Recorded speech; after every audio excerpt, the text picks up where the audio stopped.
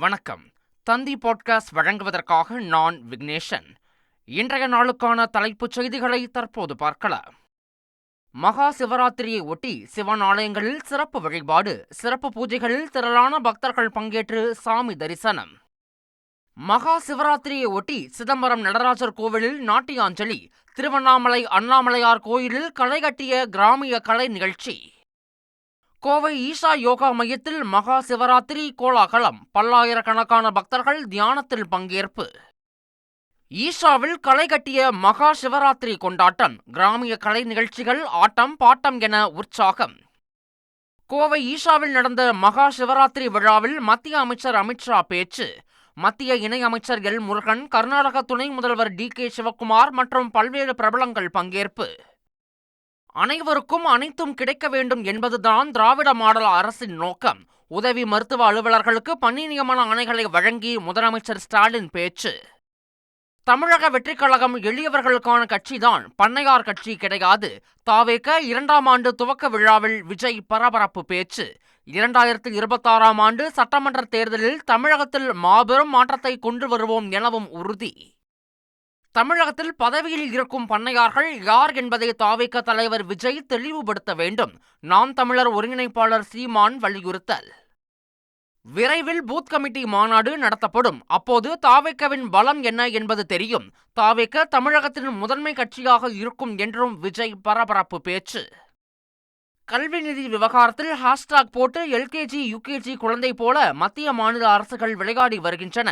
நிதி தருவது ஒன்றிய அரசின் கடமை, கேட்டு பெறுவது தமிழக அரசின் உரிமை என்றும் தாவேக தலைவர் விஜய் வலியுறுத்தல். மும்மொழி கொள்கையில் திமுகவும் பாஜகவும் நாடகம் ஆடுகிறதா? தாவேக தலைவர் விஜய் பேச்சுக்கு பதில் சொல்ல வேண்டிய அவசியமில்லை என அமைச்சர் சிவசங்கர் கருத்து.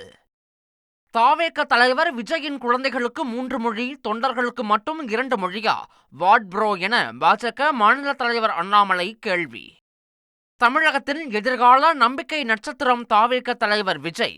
இது மாற்றத்திற்கான நேரம் என்றும் ஜன்சுராஜ் கட்சி தலைவர் பிரசாந்த் கிஷோர் பேச்சு. யார் யாருடன் கூட்டணி சேர்ந்தாலும் திமுகவிற்கு கவலை இல்லை, உள்ளூரிலேயே விலை போகாதவர் பிரசாந்த் கிஷோர். விஜய் பிரசாந்த் கிஷோர் கூட்டணி குறித்து அமைச்சர் கே.என். நேரு விமர்சனம். தொகுதி மறுசீரமைப்பில் தென்னிந்திய மக்களுக்கு கூடுதல் தொகுதிகள் கிடைக்குமே தவிர குறைய வாய்ப்பில்லை என்றும் உறுதி. தமிழகத்திற்கு மத்திய அரசு 5 லட்சம் கோடி நிதி கொடுத்துள்ளதாகவும் உள்துறை அமைச்சர் அமித்ஷா தகவல். தொகுதி மறுசீரமைப்பு குறித்து மத்திய அமைச்சர் அமித்ஷா தெளிவுபடுத்தவில்லை என திமுக எம்பி ஆர். ராசா பேட்டி. வட மாநிலங்களில் தொகுதிகளை அதிகரிப்பது தமிழகத்திற்கு செய்யும் அநீதிதான் என்றும் ஆவேசம். டெல்டா மாவட்டங்களில் இன்று கனமழை பெய்ய வாய்ப்புள்ளதாக வானிலை ஆய்வு மையம் அறிவிப்பு. நெல்லை, கன்னியாகுமரி, ராமநாதபுரம், தூத்துக்குடி மாவட்டங்களிலும் கனமழை பெய்யும் என தகவல். சாம்பியன்ஸ் டிராபி தொடரில் இருந்து வெளியேறியது இங்கிலாந்து. ஆப்கானிஸ்தானுக்கு எதிரான போட்டியில் 8 ரன்கள் வித்தியாசத்தில் அதிர்ச்சி தோல்வி. சாம்பியன்ஸ் டிராபி தொடரின் இன்றைய போட்டியில் பாகிஸ்தான் மற்றும் வங்கதேச அணிகள் மோதல். நாக் அவுட் ஆன சூழலில் இரு அணிகளும் ஆறுதல் வெற்றிக்காக பல பரீட்சை. நிர்வாகத்தின் ஒரு பள்ளிக்கு அங்கீகாரம் போதுமானது, புதிய விதிமுறைகளை அறிவித்தது சிபிஎஸ்இ. சென்னையில் ஆபரண தங்கத்தின் விலை சவரனுக்கு 200 ரூபாய் குறைந்தது. 1 கிராம் 8050 ரூபாய்க்கும் 1 சவரன் 64,400 ரூபாய்க்கும் விற்பனை. நாமக்கல் மாவட்டம் ராசிபுரம் அருகே அரசு பள்ளி கழிவறையில் 9ஆம் வகுப்பு மாணவர் மயங்கி விழுந்து மரணம். இறப்புக்கான காரணம் கேட்டு மருத்துவமனை முன்பு உறவினர்கள் சாலை மறியலில் ஈடுபட்டதால் பரபரப்பு. ராசிபுரம் அருகே அரசு பள்ளியில் மாணவர் உயிரிழந்த சம்பவத்தில் அதிர்ச்சி தகவல். மற்றொரு மாணவர் தாக்கியதில் மயக்கமடைந்ததாக சக மாணவர் பேசும் வீடியோ வெளியாகி பரபரப்பு. விழுப்புரம் அருகே நெற்குணம் கிராமத்தில் பன்றிக்கு வைக்கப்பட்ட மின்வேலியில் சிக்கி சிறுவன் பலி. மற்றொரு சிறுவன் உயிருக்கு ஆபத்தான நிலையில் மருத்துவமனையில் அனுமதி. தேனி மாவட்டம் வருசநாடு அருகே வனப்பகுதியில் விவசாயிகள் சடலமாக மீட்கப்பட்ட சம்பவத்தில் திடீர் திருப்பம். வனவிலங்குகள் தாக்கியதாக கூறப்பட்ட நிலையில் சடலங்கள் அருகே ஸ்மார்ட் போன் சிக்கியதால் போலீசார் சந்தேகம். நைஜீரியாவை சேர்ந்த போதைப்பொருள் கடத்தல் கும்பல் தலைவன் மும்பையில் கைது. சென்னை போதைப்பொருள் தடுப்பு நுண்ணறிவு போலீசார் அதிரடி. ஒட்டுமொத்த கும்பலுக்கும் போதைப்பொருள் சப்ளை செய்தது விசாரணையில் அம்பலம். பொதுத் தேர்வில் ஒழுங்கீன செயல்களில் ஈடுபட்டால் 14 வகை தண்டனைகள். மாணவர்களுக்கு தேர்வுத்துறை எச்சரிக்கை. ராணிப்பேட்டை மாவட்டம் கலவை அருகே மகா சிவராத்திரியை ஒட்டி எருது விடும் விழா, போலீசார் இளைஞர்கள் இடையே தள்ளுமுள்ளு ஏற்பட்டதால் பரபரப்பு. திருப்பத்தூர் மாவட்டம் ஜங்காளபுரத்தில் நடைபெற்ற எருது விடும் திருவிழா, சீறி பாய்ந்த காளைகளை பிடிக்க முயன்ற மாடுபிடி வீரர்கள் மாடுகள் முட்டி தள்ளியதில் 10க்கும் மேற்பட்டோர் காயம். மார்ச் 5ஆம் தேதி நடைபெறும் அனைத்து கட்சி கூட்டத்தில் பாமக பங்கேற்கும், பாமக தலைவர் அன்புமணி ராமதாஸ் பேட்டி. திருப்பரங்குன்றம் மலை மீது உள்ள காசி விஸ்வநாதர் கோயிலுக்கு செல்ல முயன்ற பாஜகவினர் தடுத்து நிறுத்தம், சர்ச்சைக்குரிய பாதையை பயன்படுத்த வேண்டாம் என போலீசார் சமரச பேச்சுவார்த்தை. இலங்கை சிறையில் இருந்து விடுவிக்கப்பட்ட 27 மீனவர்கள் தமிழகம் வருகை, சென்னையில் இருந்து வாகனத்தில் ராமேஸ்வரத்திற்கு அனுப்பி வைத்த அதிகாரிகள். சாதி மத அடிப்படையில் அரசியல்வாதிகள் தேர்தலை சந்திக்கும் நடைமுறையில் மாற்றம் வரும் என உயர்நீதிமன்றம் நம்பிக்கை, ஒரே இரவில் மாற்றத்தை கொண்டுவர முடியாது என்றும் கருத்து. சீமானுக்கு எதிரான பாலியல் வழக்கில் நடிகை விஜயலட்சுமியிடம் 7 மணி நேரம் விசாரணை, அடுத்த கட்டமாக சீமானிடம் விசாரிக்க சென்னை வளசரவாக்கம் போலீசார் திட்டம். நடிகை விஜயலட்சுமி விவகாரத்தில் சென்னை உயர்நீதிமன்ற உத்தரவுக்கு எதிராக மனு, உச்சநீதிமன்றத்தில் சீமான் தரப்பில் மேல்முறையீடு. சென்னை சென்ட்ரல் கும்மிடிப்பூண்டி வழித்தடத்தில் மின்சார ரயில் சேவை மார்ச் 1ஆம் தேதி வரை ரத்து. சிக்னல் சீரமைப்பு பணி காரணமாக காலை 9:15 மணி முதல் மாலை 3:15 மணி வரை ரயில்கள் இயங்காது என ரயில்வே நிர்வாகம் அறிவிப்பு. பொன்னேரி 800 வரை அதிகமான சிறப்பு ரயில்கள் இயக்கப்படும் என்றும் தகவல். 5000 கோடி ரூபாய் முதலீட்டில் தோல் அல்லாத காலனி தொழிற்சாலை அமைக்கிறது பீனிக்ஸ் கோத்தாரி நிறுவனம். முதலமைச்சர் ஸ்டாலின் முன்னிலையில் ஒப்பந்தம் கையெழுத்து. கரூர் மற்றும் பெரம்பலூர் மாவட்டங்களில் 45,000 பேருக்கு வேலை வாய்ப்பு கிடைக்கும். தமிழகத்தில் சட்டம் ஒழுங்கு சீர்கேடு அடைந்துள்ளதாக மத்திய உள்துறை அமைச்சர் அமித்ஷா குற்றச்சாட்டு. நாட்டின் பிற மாநிலங்களை பார்க்கும்போது தமிழகத்தில் மிகவும் மோசம் என விமர்சனம். மும்மொழி கொள்கையை கைவிடாவிட்டால் மத்திய அரசு அலுவலகங்களில் ஹிந்தி எழுத்துக்கள் அழிக்கும் போராட்டம் நடத்தப்படும். இந்திய கம்யூனிஸ்ட் கட்சியின் மாநில செயலாளர் முத்தரசன் எச்சரிக்கை.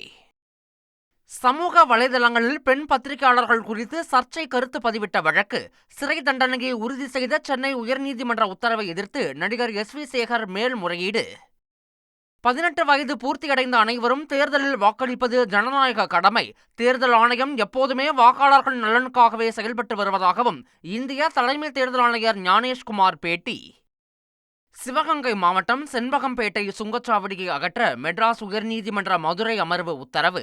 23 கிலோமீட்டர் தொலைவில் மற்றொரு சுங்கச்சாவடி இருப்பது விதிமீறல் என்பதை குறிப்பிட்டு நீதிபதிகள் ஆணை. ஜெயங்கொண்டத்தில் 6ஆம் வகுப்பு மாணவிக்கு பாலியல் தொல்லை, அரசு பள்ளி ஆசிரியர் போக்சோ சட்டத்தில் கைது. சிறுவர்களுக்கு பாலியல் தொல்லை அளித்த புகாரில் கைதான பெண் யூடியூபர்கள் உட்பட 4 பேரின் ஜாமீன் மனு தள்ளுபடி.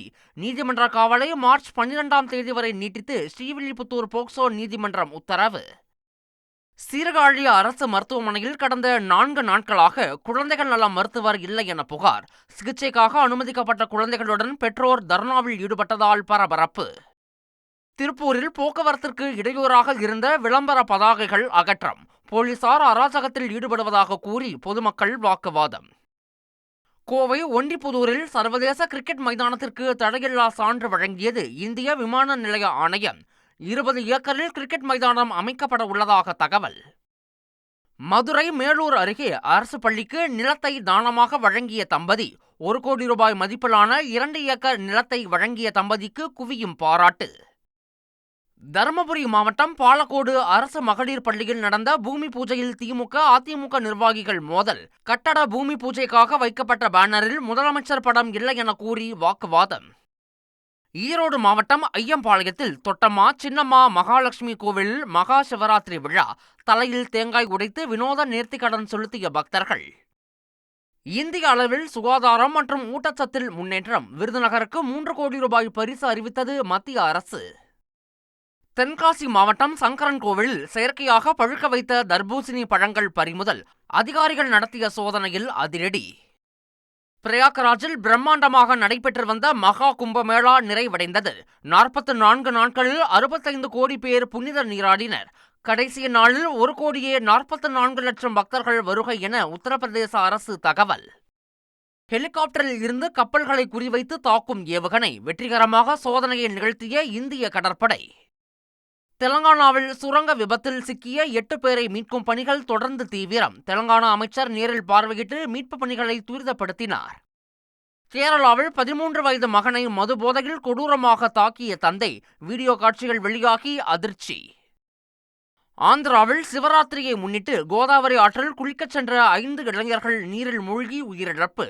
ஒருவரை ஒருவர் காப்பாற்ற முயன்றபோது அடுத்தடுத்து உயிரிழந்த சோகம். ஜம்மு காஷ்மீரின் தோடா நகரில் மலை முகடுகளை மூடிய அடர் பனிமூட்டம். கனமழையை தொடர்ந்து வெள்ளை கமலம் விரித்தது போல மூடிய பனிமூட்டம். நடிகை ஸ்ருதிஹாசன் நடிக்கும் ஹாலிவுட் படமான தி ஐ ரசிகர்களின் கவனத்தை ஈர்த்த படத்தின் ட்ரெய்லர் காட்சிகள். நடிகர் விக்ரம் நடிப்பில் உருவாகியுள்ள வீரதீர சூரன் படத்தின் மேக்கிங் வீடியோ இயக்குனர் அருண்குமாரின் பிறந்த நாளை முன்னிட்டு வெளியிட்டது தயாரிப்பு நிறுவனம். வருகிற 28ஆம் தேதி அமெரிக்க அதிபர் டிரம்புடன் உக்ரைன் அதிபர் ஜெலன்ஸ்கி சந்திப்பு. முதற்கட்ட கனிமவள சந்திப்பில் உக்ரைன் கையெழுத்திட இருப்பதாக தகவல்.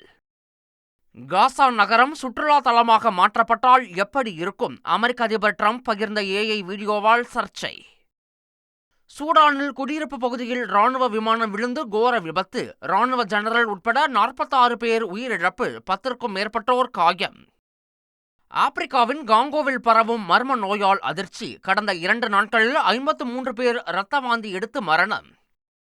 வடகொரியாவில் 5 ஆண்டுகளுக்கு பின் சர்வதேச சுற்றுலா பயணிகளுக்கு அனுமதி. கொரோனாவிற்கு முன்பாக 3 லட்சம் சீனர்கள் வடகொரியாவிற்கு சுற்றுலா சென்றதாக தகவல். சென்னை வந்த தோனி டி-ஷர்ட்டில் ஒன் லாஸ்ட் டைம் வாசகம். இந்த ஐபிஎல் சீசனோடு ஓய்வு பெறப்போவதாக சிக்னலா என ரசிகர்கள் ஆரூடம். ஒருநாள் போட்டி பேட்டர்களுக்கான ஐசிசி தரவரிசை பட்டியலில் விராட் கோலி முன்னேற்றம். 6வது இடத்தில் இருந்து ஒரு இடம் முன்னேறி 5வது இடத்தை பிடித்தார். ரஞ்சி கோப்பை இறுதிப் போட்டியில் கேரளா மற்றும் விதர்பா அணிகள் மோதல். முதல் நாள் ஆட்ட நேர முடிவில் விதர்பா அணி 4 விக்கெட்டுகள் இழப்புக்கு 254 ரன்கள் குவிப்பு. இத்துடன் செய்திகள் நிறைவடைகின்றன. வணக்கம்.